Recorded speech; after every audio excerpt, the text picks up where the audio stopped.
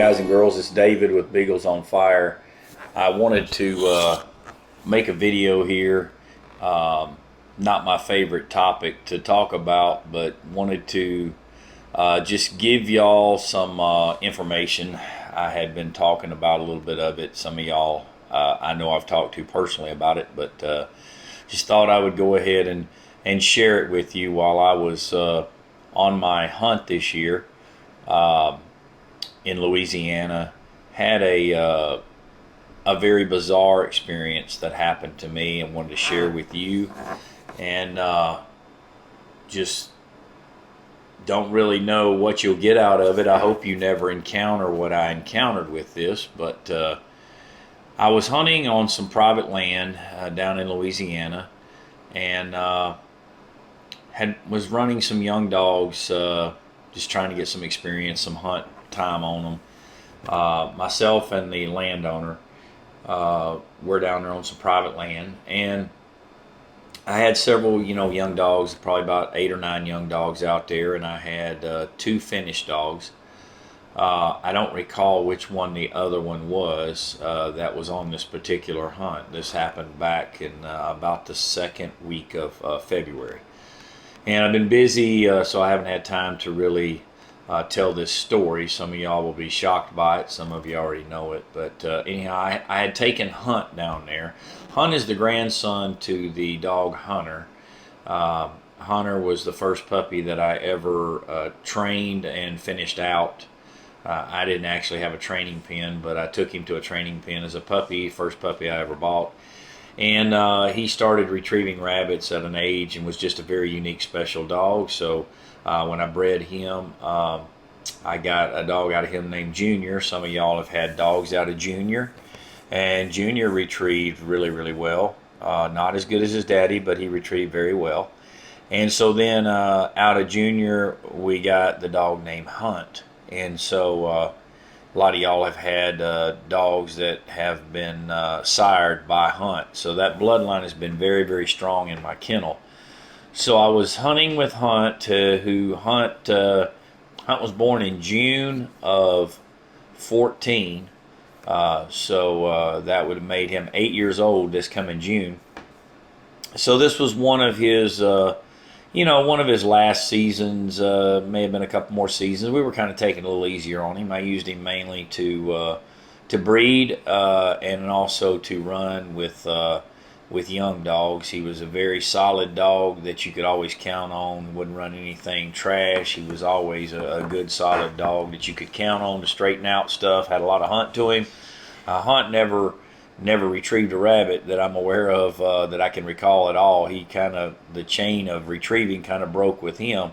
Hopefully some of his offspring have retrieved and stuff like that from other people. But anyhow, I was hunting with him and another finished dog, and then several of these young dogs that I had kept for myself and stuff. And so we had been hunting along this one spot, just had started in the morning, had been hunting along this one spot, and there was a bunch of switchgrass, and it was very difficult for them to run. They couldn't really do anything with the rabbit there. So we decided to move them just a little bit away from that. We just walked down to another spot, and there was a little like small lagoon there type thing, and I asked the landowner, so you want to go up in here, or you want me to go on down a little bit? He said, no, right there's fine. So I was working the dogs up in there, just, talking to them. Hey, let's go. Y'all hunt him up, find him, whatever. And Hunt was just doing his thing. They weren't running anything. They were just simply hunting along and looking for a rabbit. And I heard a racket just, I don't know how else to describe it except all heck broke loose for a second. Just a whole bunch of stuff going on, from about 30, 40 yards out in front of me.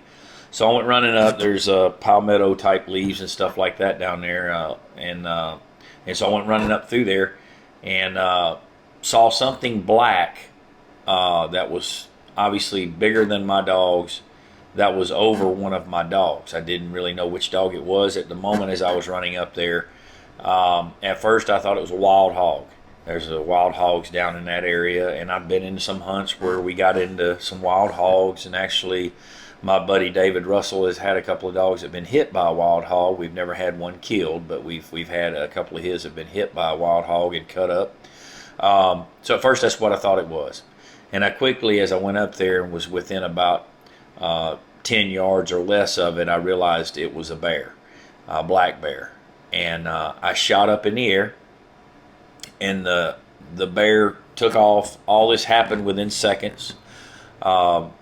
The bear took off and went back away a little bit, and as I'm just taking it all in at the same time, it seemed like time slowed down. I'm sure it was just seconds, but I noticed my dog crawling with his back legs stuck straight out. It was Hunt. His back legs were stuck straight out. He was crawling, pulling himself with his front legs. It's kind of like a rabbit that's been broke down from when you shoot one. If you've ever hit it toward the back end, that rabbit crawling away is what he looked like. I was yelling for my dogs. The landowner, luckily we had the ranger right there not far. He was yelling for dogs.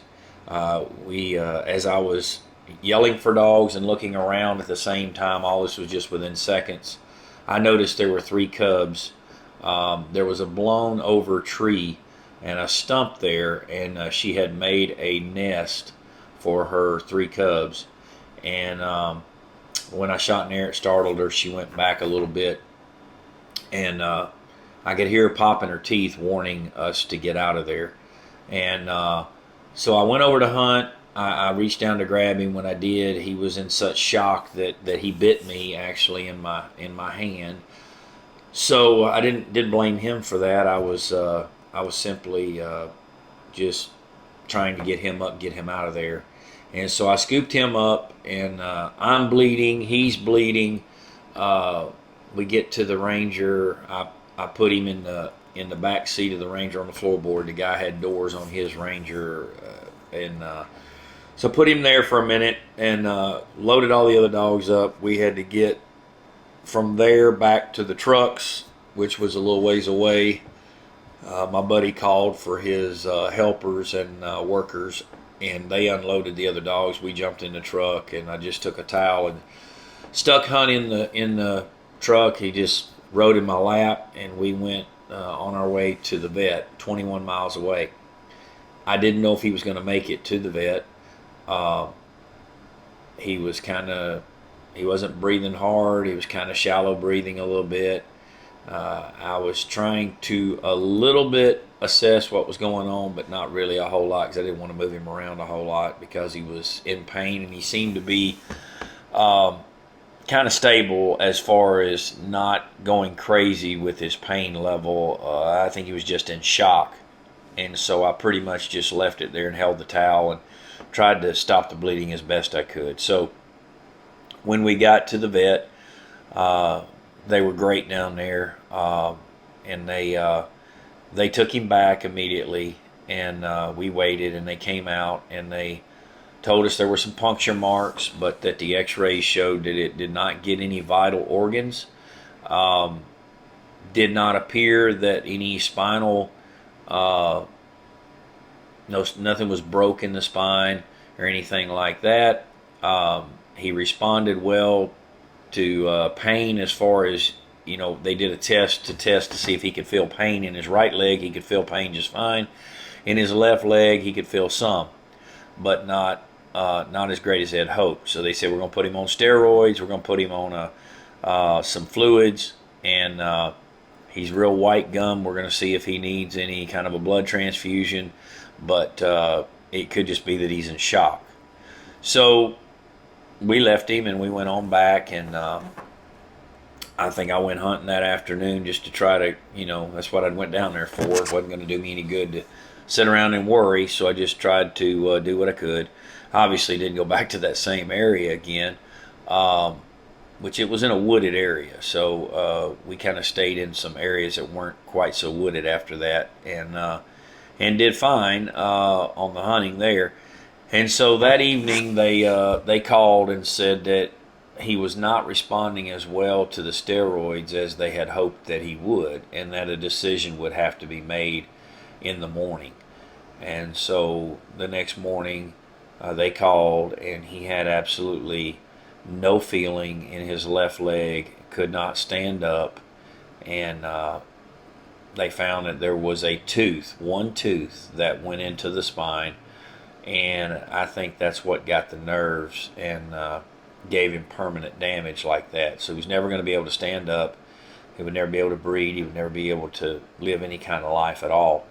So he was put down, and was a sad moment to know that's what had to happen to him after all that he had done, and he was just simply out doing what his job was. He was hunting for a rabbit. He had his head down and he was hunting, and he got too close to danger, and of course the bear was just doing what nature does. It's a weird, freaky thing. To me, very, very strange. I never really, my heart didn't get beating real hard. I did not, I wasn't scared at the moment. It was more scary after it was all over when you think about what could have been. The dogs could have been running, and I could have been moving through there to get into a position to maybe get a shot on a rabbit, or looking down at your GPS and walking along. I mean, you're not walking through the woods looking out ahead of you going, I wonder if there's a black bear with cubs out there. But yet I could have walked too close and it could have attacked me. I mean, I don't know. But God was protecting me that day, I'm sure. And I hated to lose the dog. It was my granddaughter's favorite dog, Hunt. And so she had told me when I left she had loaded, and I'll post some pictures in this video here. About 2 or 3 days before that, she was up on the tailgate of the Ranger, and I'd run Hunt on a hunt with some young ones, and she had her arms around him, was kissing him on the head and all that, and took some pictures of it. Had no idea that'd be the last time they'd be together, but that was her favorite dog. And so she had told me, you gonna take him hunting, Pops? You take him to Louisiana? Okay, you bring him back. You bring Hunt back. I said, oh yeah, we'll bring Hunt back. So we did bring Hunt back, and we buried him in the training pen, but it was not the way we wanted to bring Hunt back. But we just told her that Hunt was with Jesus, and so now if you ask her where Hunt's at, she'll just tell you in her little 3-year-old voice, Hunt up in the sky, he run with Jesus, he run fast. And she'll sometimes look up the sky and go, hey Hunt. And so now we have some puppies out of Hunt, and of course she has already picked out a male, and that's Little Hunt. So I've got to try to get Little Hunt going like you want him to go.